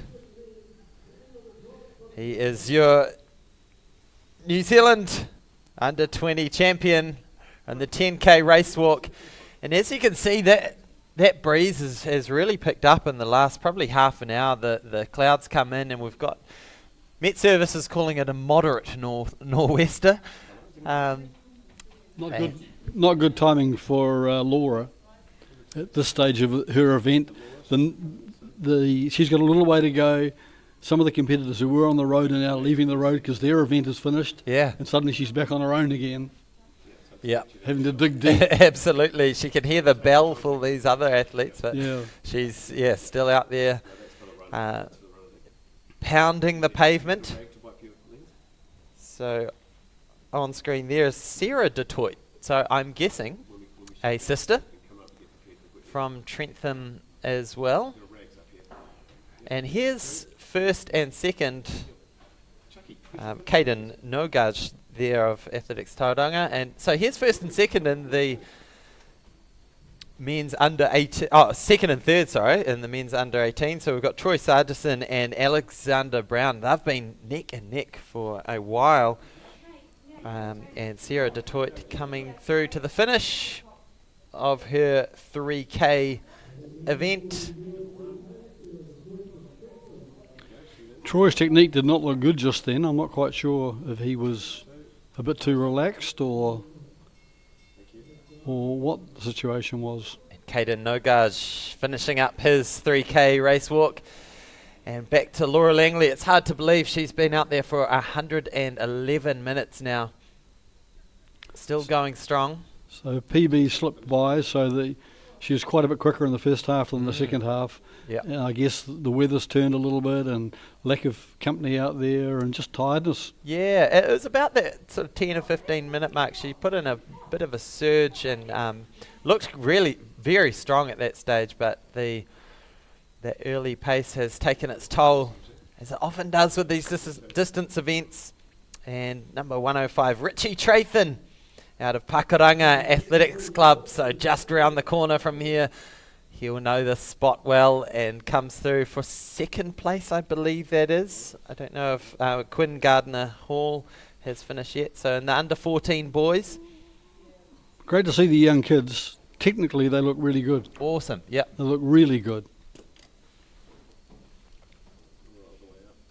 Always good when you get that praise from a top coach like yourself, Graham. So Laura Langley in the big 20K event. It's hard to believe with all these races finishing sort of 3K, 5K events that there's a 50K walk that's also in the program in the international stage. Have we ever done a New Zealand 50K champs? Has that ever been a thing? Yeah. Well, we used to do them every year. Wow. And when did that finish up? Oh, no, you're testing me on that. It had various iterations. It was held at various times. If you go back to the era when Norma Reid won his Olympic gold medal, those were the days when the junior nationals were held on one weekend and seniors the following weekend. Okay. So they put the 20K men's walk on one weekend and the 50K on the little warm up on the next weekend. A little warm up event. So here she is, Laura Langley. We'll try and get a position of where she is on the course. Is she coming up to the finish now? Yeah, so this is the last 100 metres. She has led from 15 minutes into the race. She had a little bit of company early on from Courtney Rusk, and since coming back from my break, I haven't been able to catch a glimpse of how she's getting on. But here she is. She's going to be your national champion, winning the race outright. Is Laura Langley, 22 years of age, out of Hawke's Bay, Gisborne, running for Napier Athletics, and crosses that welcome finish line. She will be very pleased to cross that line. So in a time of around about 1 hour 13. So there on screen you've got Troy Sargison, Alexander Brown. They've been neck and neck this whole competition. Let's see what it's going to open out. Troy's got the slight advantage there, but as you can see, a little bit more bouncy in that stride, so he's got to be careful that he doesn't transgress the rules and get any attention from the judges. But these two have had a great little battle the whole way through, battling out for that silver medal. And they've got 250 metres left to walk. Now, footwear, Graham, is do you just wear normal running shoes? Yeah, just normal, yeah. Yep. I mean, there are specialist race walking shoes, but typically they've got a thinner sole and not as much cushioning because there's less requirement for cushioning. Yep. Now, I thought you might want a little bit more heel support so you can increase that ground contact time, or is that that sort of cheating the system? No, I don't think so. I mean, well, you're thinking of platforms. I was thinking of some sort of spring mechanism maybe that can give you an extra 6 inches when you're reaching out for the ground. No. So on screen there is Lyndon Hohaya. He's leading the senior men's, and here we go. Oh no! Big kick down. These two have to be careful. Troy got disqualified at Nationals in Christchurch by what he did in the last 100 metres. So it's all coming down to this last home straight. Troy Sargison, Alexander Brown. Who's going to take the national title? Alexander's looking smooth, but Troy's gritting it out. Well, they've been neck and neck the whole way. So this is for the silver medal, and it looks like Troy's just got that edge. If he survives the judges. Oh, well, so silver medal, from what we know, will go to Troy, the man with the broken arm. And, well, I'm sure they'll both appreciate having that company pushing each other on. Look at that finish. Now, Graham, you must have been in a sprint finish of some description in your past. That must be an incredibly difficult thing to do. Right. Yeah. Because my temptation would just be to open up the legs. I think you want to get it over and done with before the last 100 metres. Yeah. You don't want to wait for the last 100 and have a crazy... I don't think my technique significantly changed in the last 100 of any races, but Troy's on that occasion seemed to. Well, it looked like he compared to the smooth strides of Alexander. It just seemed to be that he was struggling to keep his technique on the game. Yeah, the interesting thing, contact with the ground is one thing, but the other thing was straightening your legs when you're vertical, and it didn't seem to me that Troy's legs were straight or even close to it. So here he is, Lyndon Hohaya. We believe he is coming up to the end of his race. So 20 Ks around Pulman Park. Started off in the warming sunshine, I should say. Now sub 2 hours. Drizzle. Yeah. So now, is this going to be a personal best for him? I've got him down as... I've got 153 as a PB. Oh, right. So he won the title last year in 159.47. So he's going to do a little bit better than that today. Or has he got one more lap to go? So has he? Apologies, everyone. I'm sure we can be forgiven for miscounting occasionally. So 1 more lap to go for Lyndon. So hold that thought. So it'll be a tick over 2 hours. And conditions have been interesting. We started off with perfect conditions. Then the sun really came out and started to get almost quite warm. Now the wind's picked up. You can see that flag flapping around, and there's a bit of drizzle. You can see that on the camera there. So conditions have been changeable. They have. It's a classic day in Auckland, isn't it? It is. Just going back to the lap counting we were talking about before, in Atlanta Olympic Games, 50-kilometre walk, about 23 times around a 1K circuit outside the stadium, and then back into the stadium. Do your head in trying to remember how many you've... Well, that's what happened. An Australian went back a lap early. Oh, heartbreak. And he was told by his team officials that he had done his laps. Oh, so he turned off, he went in, and of course the only outcome that could happen was he was disqualified. Wow. It wasn't his fault, but he did 49K. So your team management have one job. Well, and the team were insistent that the officials on the course should have done a better job. But in reality, ultimately, it was their responsibility. Yeah. Oh wow. I've seen that before with an American race. What was his name? The names escaped me, but he did a sprint finish in the 5K for the 4,600 meters mark. Sprinted, collapsed over the line, and got up and still won the race. So I've seen that before. I've seen that on other occasions. Didn't Murray Hellberg do that in Rome?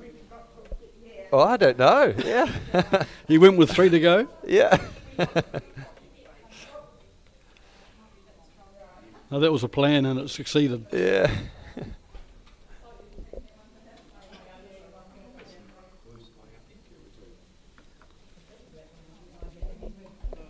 Yeah, that magic night in Rome. That really... it's probably one of the most successful nights in New Zealand athletics history, isn't it? September the 2nd. Yep. 2 gold medals. And was that the night that Barry McGee got bronze? Or was that I don't think it was night? the same night, no. because my memory tells me that race was run at night. And the Appian Way, it finished on the cobbles of the Appian Way. Yep. And Bikila was running by fire. And Bikila ran in bare feet. Yeah, amazing. Yeah, if you ever get a chance, anyone listening, to sit down with Barry McGee and hear that story, it's a wonderful story, and he tells it so well. Yeah, he does. And the other great one was the New Zealand marathon runner Ryan, Scottish guy who got 3rd in Mexico. Oh yes. John Ryan? No. I spoke to him one day. Yeah. And I said to him, in altitude, with no preparation, to go to Mexico City and get 3rd in the marathon. Amazing, running against African athletes who'd lived all their life at altitude. Yeah. I said to him one day, Kevin Ryan. I said to him one day, how tough was that? He just looked at me and shook his head and smiled and went, you'll have no way of ever knowing. Yeah. Try breathing through a straw and running a marathon. Yeah. Talk about digging deep. Yeah. Well, it was Mike Ryan. Yes. It was after the success of Tokyo with Peter Snell with the double gold, and then 4 years later, sort of not to have that crop of guys anymore, and then to have that bronze in their marathon. It's a stunning result. It's often one of those results that's forgotten. I mean, the fact that his name wasn't top of mind for me. But he also got a bronze in the Commonwealth in '66. Yeah. Great. So here he is. You can see that fatigue that just get me to the finish line. Come on. On Lyndon Hohaia's face. He's the only entry in our senior men's race. So call out to all our senior men athletes. We'd love a few more of you next year. I've often thought maybe of entering the 10K at the athletics champs. I'm often there commentating. So I thought, well, maybe I could get up a little bit earlier on Sunday morning and jump in the 10K walk. So maybe, Graham, I'll come and see you for some absolutely. coaching tips and make it a wee project. See if I can pull one together. Well, I mean that's all very well, but really the test would be to do a 50. Yeah. Says someone who never did one. Wow. Yeah. Incidentally, how long would you, if I came to you and said, look, I want to do a 50K race walk, how long a build-up would you need? I mean, obviously, most reasonably fit people could go out and stroll a 50K. Yeah, well, I mean, the fitness is transferable, isn't it? I mean, it's just endurance. Yeah. It's just having extra capillaries in your leg muscles that will transport the oxygen around. I mean, it's those adaptations that happen as you develop an aerobic base. So if someone's got a decent aerobic base, which you would have, it just becomes a question of technique. Yeah. Speaking of technique and aerobic base, this man's energy levels will be reaching the limit right now as he comes into the finishing chute. That's a welcome sight as he finishes in the rain and the wind. Started in the sunshine. Here it is, just a tick over 2 hours. So that's not his best, but he'll be happy with another national title to add to his medal chest. And we've got 3 now. Yeah, 3 competitors. So I haven't seen anything of Courtney Rusk for quite some time. The Canterbury athlete, she was sitting in second place for some time. She's been DQ'd. No, I don't think she's DQ'd, but she definitely left the field. Yeah, so DNF. So it looks like Pulled out. She pulled out. She's pulled She out. withdrew. Coming back from injury, I saw the scar in her knee. It looked like she was probably not. Maybe it was a little bit early for her. I'm not sure. Yep. Oh, that's a shame for her. I hope she's okay. But that woman in black there will be in line for that second place. So Corinne Smith from Athletics Whangarei, she's got a best of 152. So that was set back in 2015. She's not going to be near that. That time's long gone. But she's ticking along well. Got a good smile on her face as well. Enjoying the process. And behind her, our 2 Auckland buddies who have been keeping each other company right throughout this event.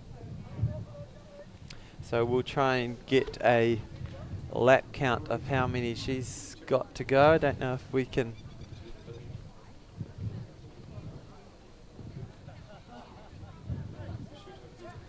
We can spot a lap counter. Is this the? Are they marching there into the finishing zone there? Oh, they are. So there we go. So this will be second place in the senior women's 20K Big smile. national champs, and here she is, Corinne Smith from Whangarei, and she's happy about that.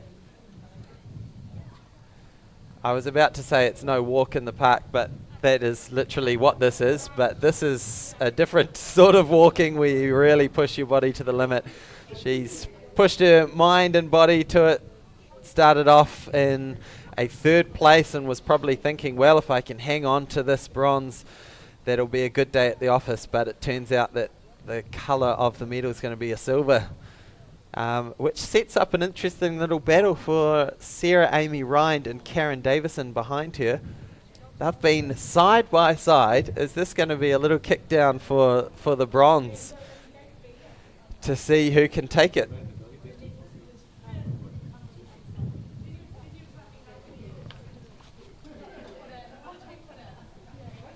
So we'll try and get a count on how many laps to go. And as a heads up of where we're heading this morning with our coverage here from Pulman Park, I believe this will be all the race walking done and dusted. So at 11:30 we're going to kick into the first of our running races, and so that'll be a combined event with the Masters Women 35 on up, including the 50 and up, plus the under 20s women and the under 18 women as well. So 4 different age groups will be competing in that women's 5K event. So Welcome everyone. If you have just joined us, you are tuned into the 2019 New Zealand Road Race Champs. So thank you, Graham Cedar, for joining me in the comments booth. Great to have someone who knows a lot more about race walking than I do. Yeah, brilliant. Well, enjoy the rest. Have a good afternoon. Yes, enjoy. Hope the weather comes good. Yes, absolutely. Enjoy the rest of your afternoon. So we've got 2 competitors left on the course here.